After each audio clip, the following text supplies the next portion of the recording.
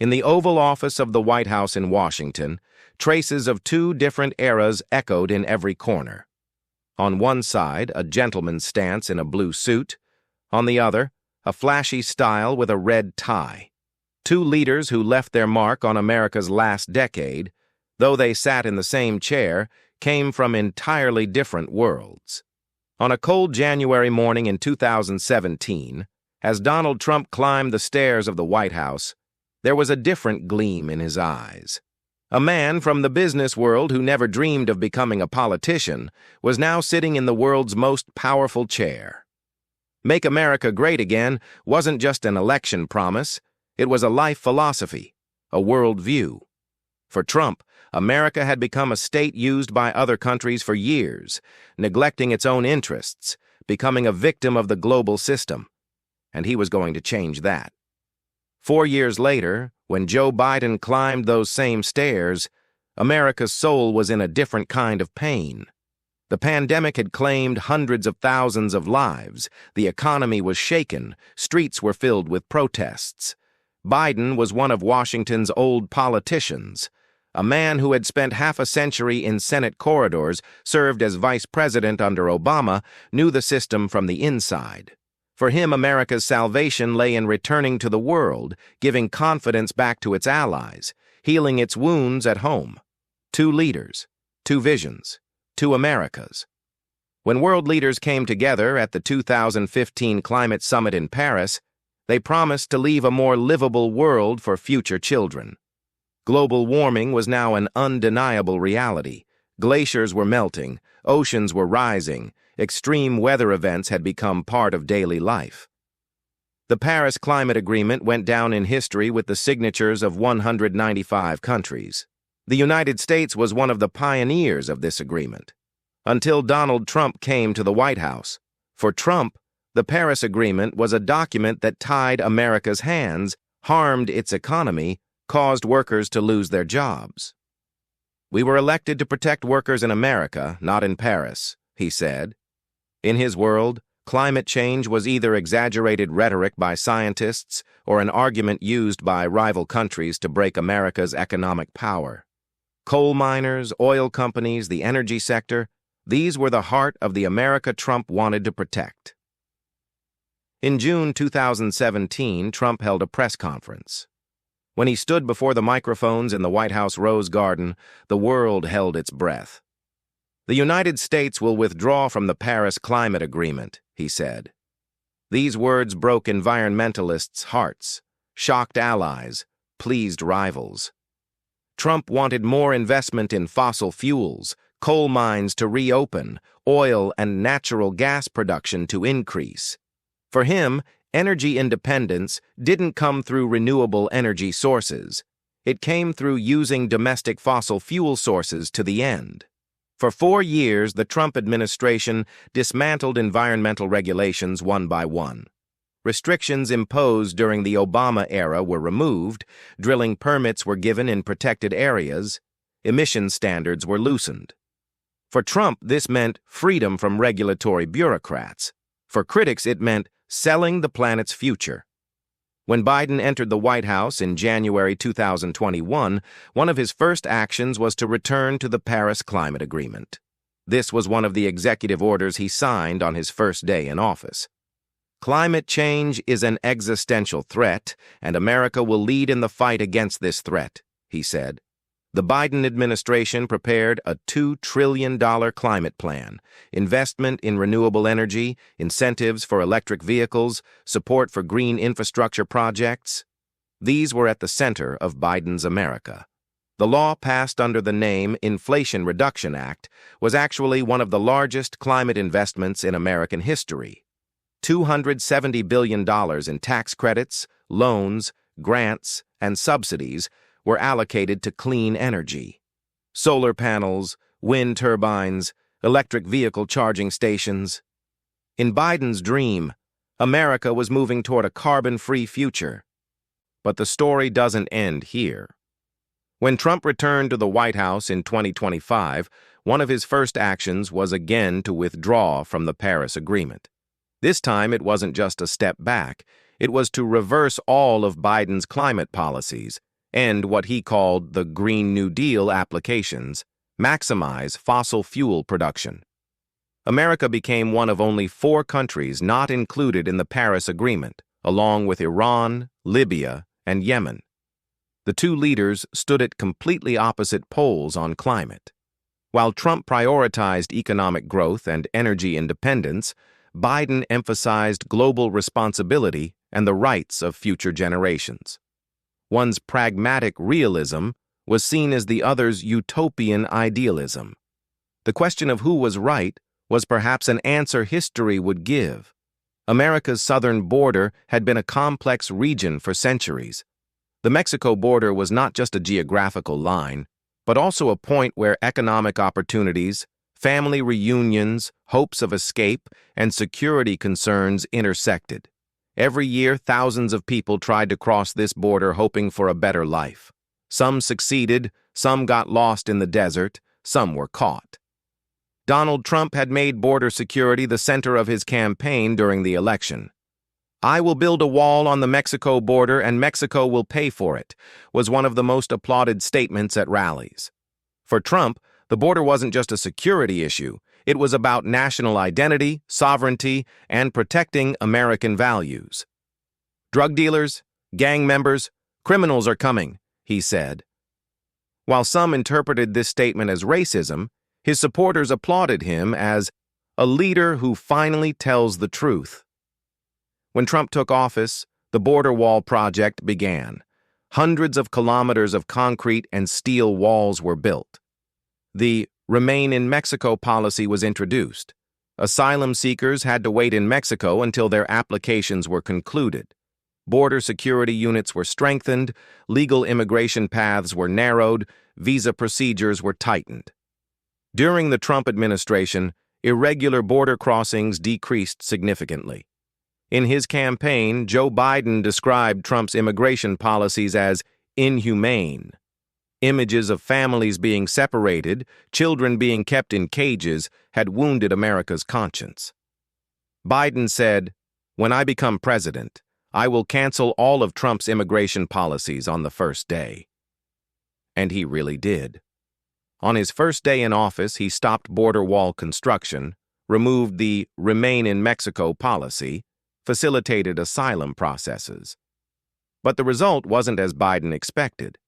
The number of immigrants coming from the border rose to record levels.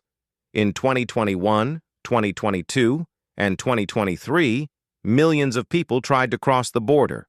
While Republicans accused Biden of opening borders and losing control, Democrats praised showing humanitarian approach and respect for immigrants' rights. The Biden administration tried to expand legal immigration paths, strengthen the asylum system, help immigrants integrate. But at the same time, it couldn't ignore security concerns.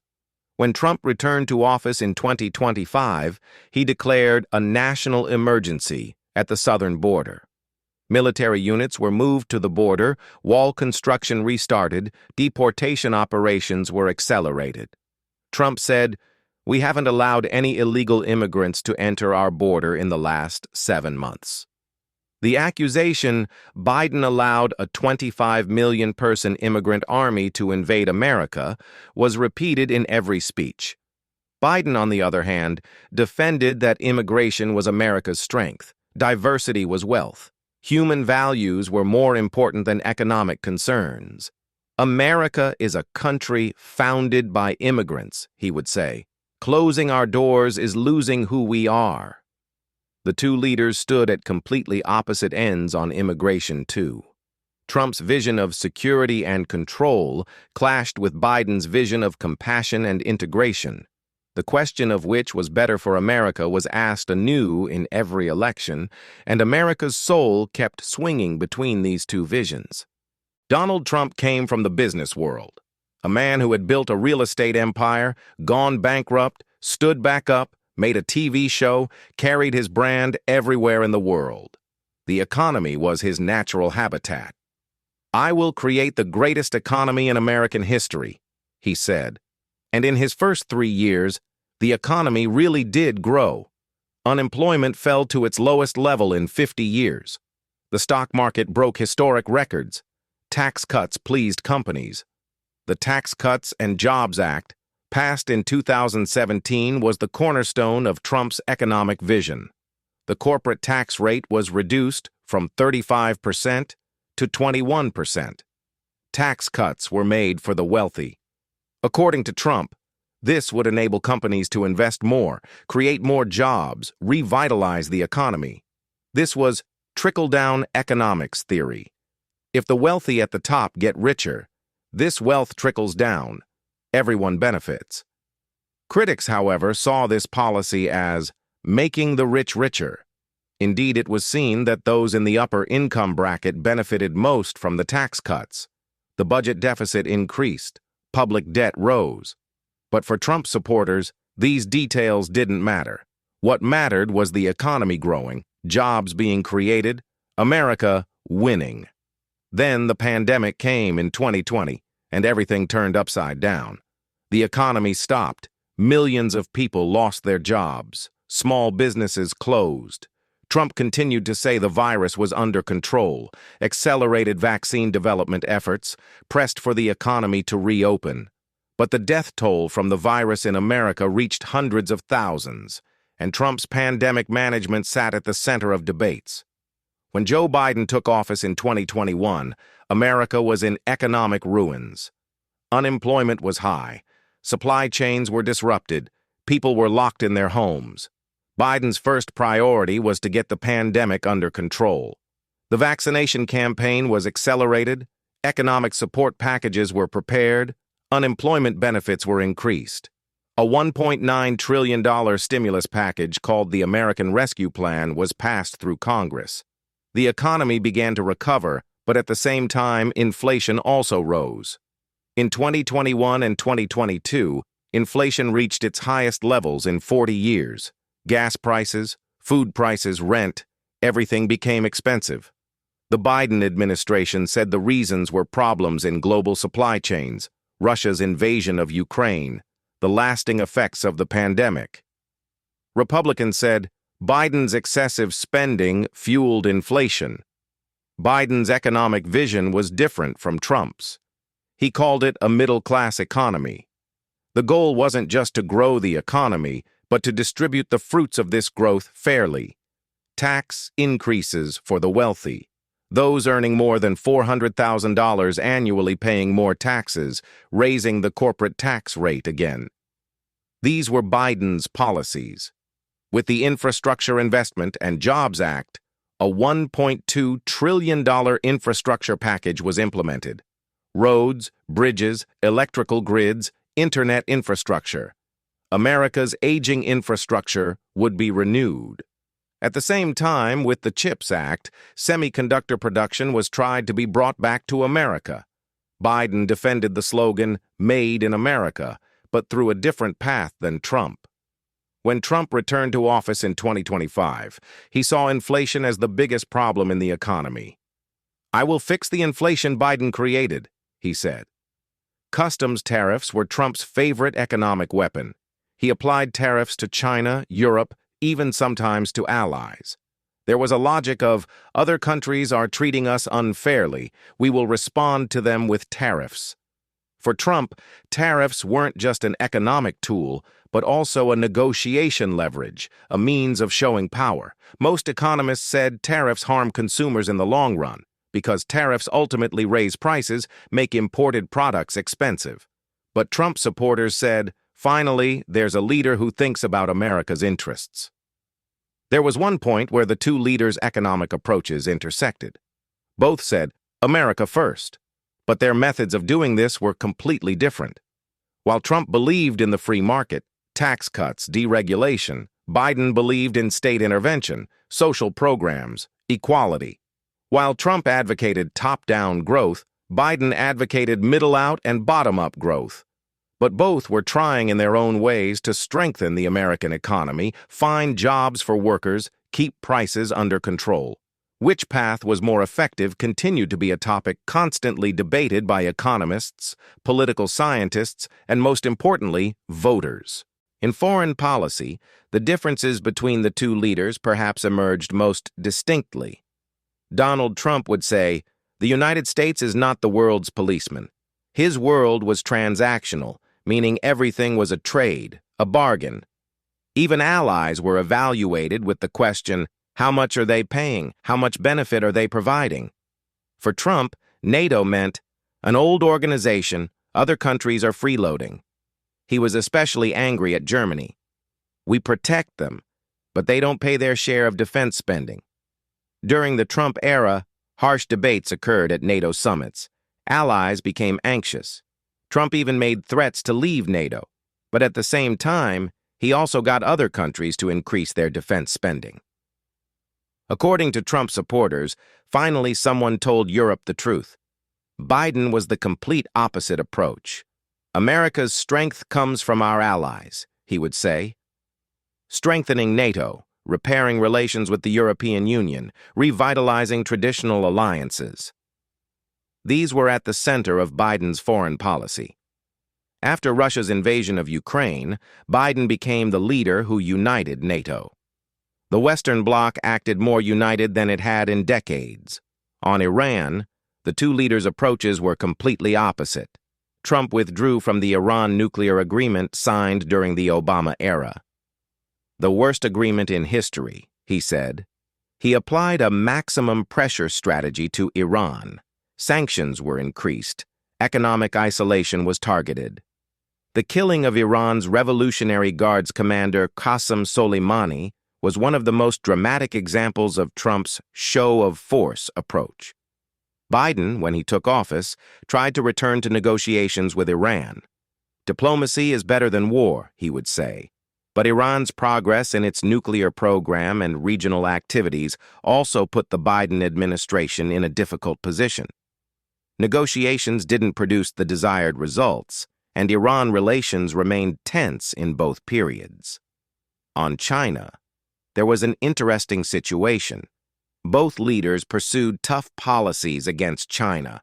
Trump started a trade war, applied heavy tariffs on China, restricted technology transfer. "China has been robbing us for years. It will end now," he said. When Biden took office, everyone thought he would soften Trump's China policies. But it didn't happen. Biden also continued his tough stance against China, kept most of the tariffs, even increased them in some areas. The two leaders shared similar concerns about China: economic competition, technological superiority, human rights, regional security. But their approaches were different. While Trump acted alone, Biden tried to act together with allies. While Trump used tariffs, Biden tried to increase competitiveness by investing in strategic sectors like semiconductor production. In the Middle East, Trump's legacy was mixed. In the Israeli-Palestinian conflict, Trump was Israel's strongest supporter. He moved the U.S. Embassy to Jerusalem, recognized the Golan Heights as Israeli territory. The Abraham Accords achieved normalization between Gulf countries and Israel. According to Trump supporters, he brought peace to the region. According to critics, he ignored Palestinian rights. During the Biden era, a new war broke out in Gaza. Biden supported Israel's right to defense, but at the same time worried about the humanitarian situation. This policy satisfied neither Israel supporters nor Palestine supporters. Biden continued to say two-state solution, but couldn't take concrete steps to make it happen. Withdrawal from Afghanistan was in both leaders' plans. Trump signed an agreement with the Taliban, set the withdrawal date. Biden implemented this plan, but the withdrawal was chaotic. The fall of Kabul, the chaos at the airport, dead American soldiers. It went down in history as Biden's biggest stain in foreign policy. Although the two leaders followed different philosophies in foreign policy, there were some common points.